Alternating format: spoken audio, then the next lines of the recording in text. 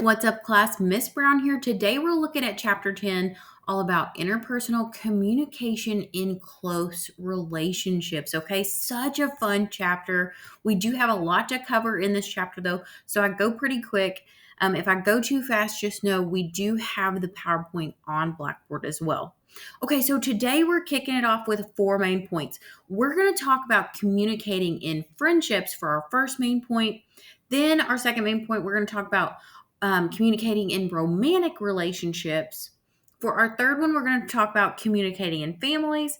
And then lastly, we're going to tie everything up with communicating in the workplace, right? Because for each different situation, you communicate differently. So we're going to talk about some of these subtle differences when we look at each main point. Okay, so when you're communicating in friendships, one of the most defining features is that friendships are voluntary. Okay, we choose our friends and they choose us, right? We do not have to be friends with anyone we don't want to be friends with. Okay, and I think sometimes we forget that. Like, if someone is maybe not healthy for you, like, you do not have to be friends with them, not disrespectfully, right? You don't have to be mean to them, but right, we get to choose who we want to be friends with. Okay, so you may have heard of this word before, but friendships are usually platonic. Okay, so that is kind of the theme of this slide. Platonic relationships. You hear people say that a lot, and you might not know what it means, but a platonic relationship is one that is non romantic and non sexual. Okay, so again, this is a college level class, so we're going to talk about things like this. But a platonic relationship is one that is non romantic and non sexual. So, platonic friendships allow people to give and receive support without having to manage all of those complications with like all the romance and sexual attraction and all of those different variables. So, platonic relationships are usually a little less muddy, right? Okay, so now let's go into a different type of friendship relationship that might be a little more, as I would say, muddy, right? Has a lot more variables, okay?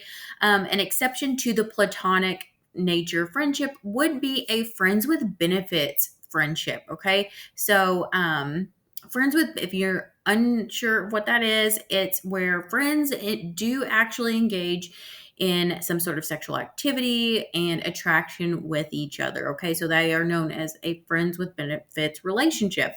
And did you know that research indicates that between 42 and 60% of college students have at least one friends with benefits relationship? That's crazy. So, it is important that we talk about some of these because these are things that people are really going through in real life or maybe have already potentially already experienced. So, it's important that we kind of define these different friendship relationships. Okay.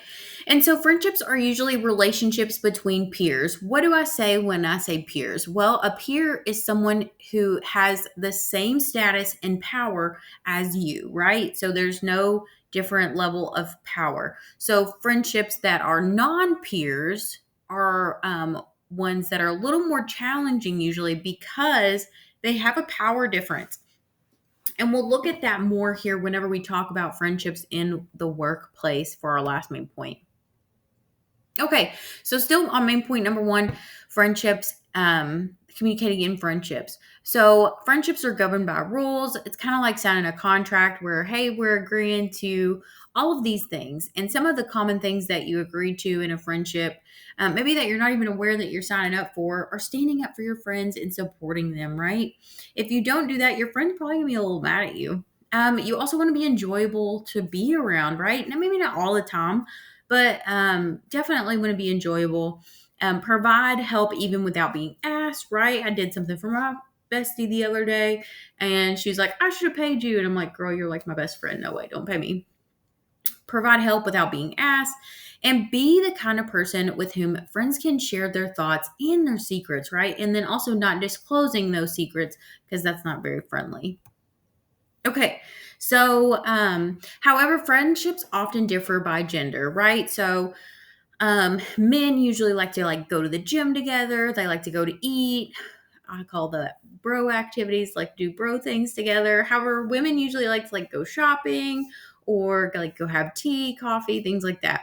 Um, However, people can have different gender relationships, and sometimes this was really cool whenever I read this in our textbook.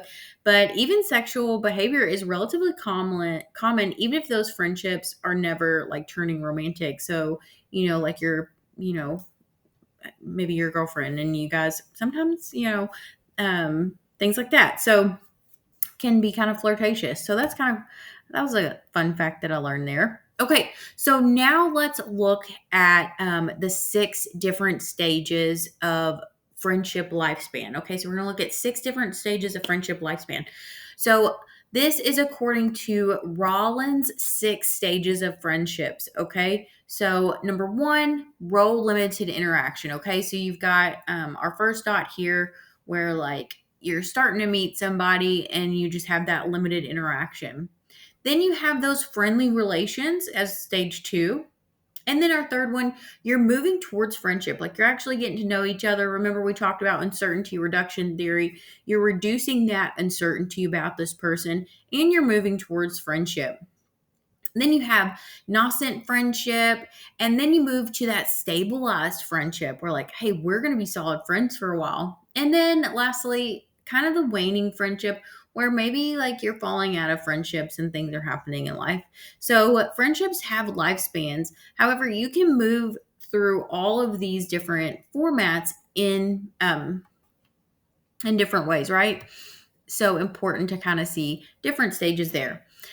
All right, and then we're almost done with main point 1, I promise. But friendships can end for at least 2 reasons. So the friends grow to dislike each other, like maybe they change, things change.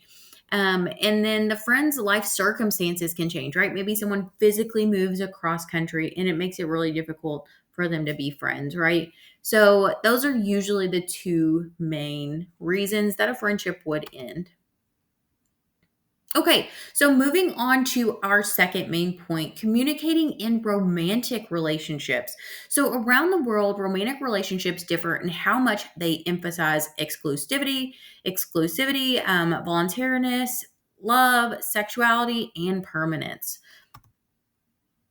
So Fitzpatrick differentiates between marital types. Okay, so there's different types of marital types. We've got the traditional marriage. You've got maybe separated, independent, or even mixed. So there's not just one way of doing things romantically, especially like it's 2025, right? So I think these are important things that we don't really talk about that need to be talked about, but it's not the traditional man and woman household anymore in our country. So it's important that we learn these things so that way we can be better communicators with our romantic relationships and just in general with people. Okay, so with romantic relationships, maybe you're not in a romantic relationship yet, but you hope to be, and maybe one day will be. These are different ways that romantic relationships handle conflict. Okay, so you can probably see from my color codes here which one is the best, but let's talk about them. So we have the validating couple who discuss disagreements openly and cooperatively, right? So they're like talking about their disagreements, they're open to disagreements and they're cooperating as adults. Then you have volatile couples. They discuss disagreements openly, however, they're really competitive with one another. So still not the best. Yes, they're discussing disagreements, but not great to be super competitive about it. And then you have conflict avoiding couples, those ones that just sweep everything under the rug. They discuss disagreements secretly rather than openly, right? So they're just kind of sweeping stuff under the rug. They're not really they're more passive aggressive. And then we have the hostile couple, which have frequent intense conflict. Okay, it just makes me think of high school, but obviously here in romantic relationships for communicating, we want to be that validating couple. We want to be able to discuss disagreements openly and cooperatively, really be able to handle that conflict in a mature and respectful way.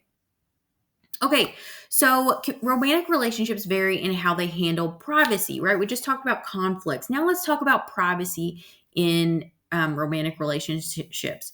So Petronio proposed communication privacy management theory. Really cool theory. And it explains the tension between privacy and disclosure.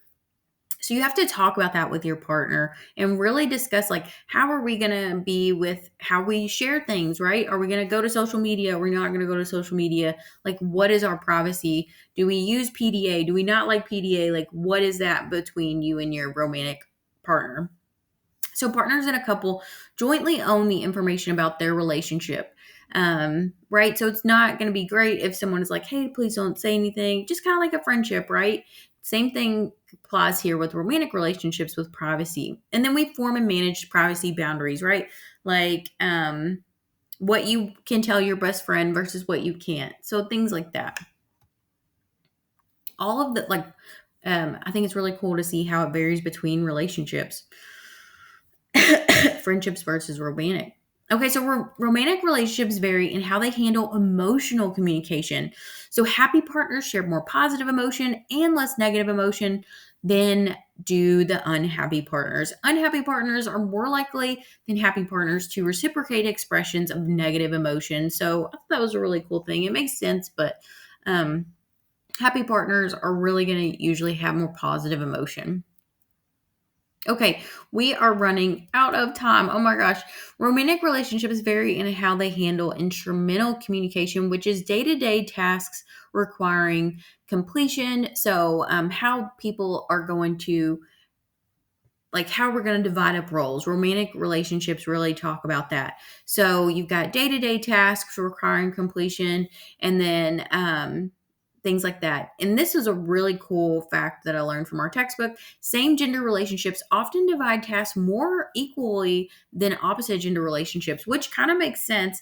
But, right. So maybe, that's something that we can strive for in, male and female relationships, is to really have those equal tasks, divided equally. Okay. And so we're going to move into communicating in families and then communicating into workplace. I'm going to go really fast here.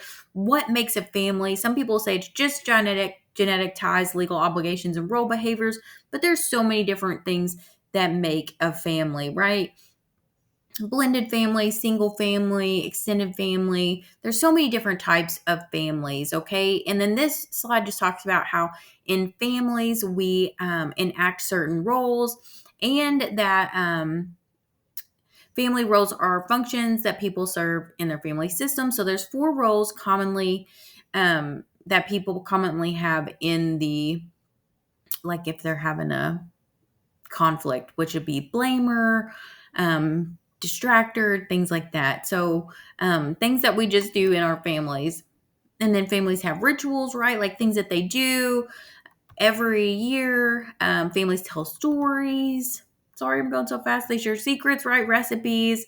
And then now let's get to the last main point: workplace, communicating in the workplace. So social relationships can form between coworkers who are usually our peers, and really it talks about how this can become kind of muddy in a way. So to really keep it professional in the workplace, but you can, have those friendships at work, maybe with like a boss and stuff, but it's still important to really recognize those boundaries and things of that nature, is really what the PowerPoint's talking about here.